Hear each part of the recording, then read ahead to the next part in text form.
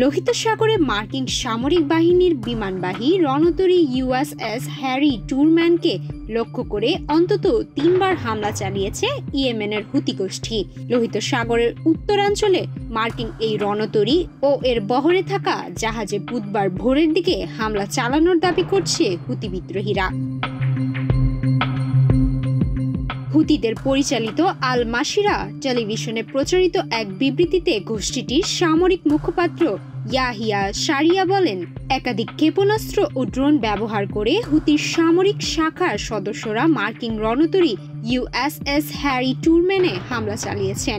মার্কিন রণতরীর বহর লক্ষ্য করে অন্তত 3 বার এই হামলা চালানো হয়েছে। তিনি জানান, এই অঞ্চলে আমেরিকান শত্রুদের যুদ্ধজাহাজ লক্ষ্য করে ক্রমবর্ধমান গতিতে হামলা কার্যক্রম অব্যাহত থাকবে।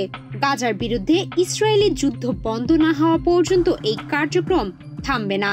তবে লোহিত সাগরে ইউএস হ্যারি ট্রুম্যানে হুতিদের হামলার বিষয়ে মার্কিন নৌবাহিনী এখন পর্যন্ত কোনো মন্তব্য করেনি। মঙ্গলবার ইয়েমেনের হুতিদের গণমাধ্যম ও স্থানীয় বাসিন্দারা বলেছেন, ইয়েমেনের পশ্চিমাঞ্চলের হুদাইদাহর মানসুরিয়া জেলার একটি পানি প্রকল্পে নতুন করে বিমান হামলা চালিয়েছে যুক্তরাষ্ট্র। মার্কিন সামরিক বাহিনীর এই হামলায় সেখানে অন্তত 3 জন নিহত হয়েছেন। এছাড়া হামলায় প্রকল্পের ভবনও ক্ষতিগ্রস্ত হয়েছে।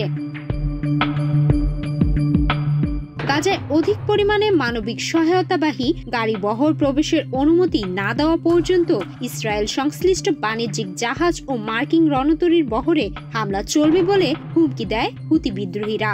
পরে এই হুমকির জবাবে গত 15 মার্চ থেকে ইয়েমেনের বিভিন্ন প্রান্তের হুতিদের অবস্থান লক্ষ্য করে বিমান হামলা শুরু করে মার্কিন সামরিক বাহিনী। যুক্তরাষ্ট্রের বিমান হামলার পর থেকে লোহিত সাগরে মার্কিন যুদ্ধজাহাজ লক্ষ্য করে পাল্টা হামলা চালায় হুতিরা। সোমবার মার্কিন প্রেসিডেন্ট ডোনাল্ড ট্রাম্প যুক্তরাষ্ট্রের জাহাজে হামলা বন্ধ না হওয়া পর্যন্ত হুতিদের বিরুদ্ধে হামলা চালিয়ে যাওয়ার অঙ্গীকার করেন। সুমায়া মিতু, বাংলাদেশ প্রতিদিন।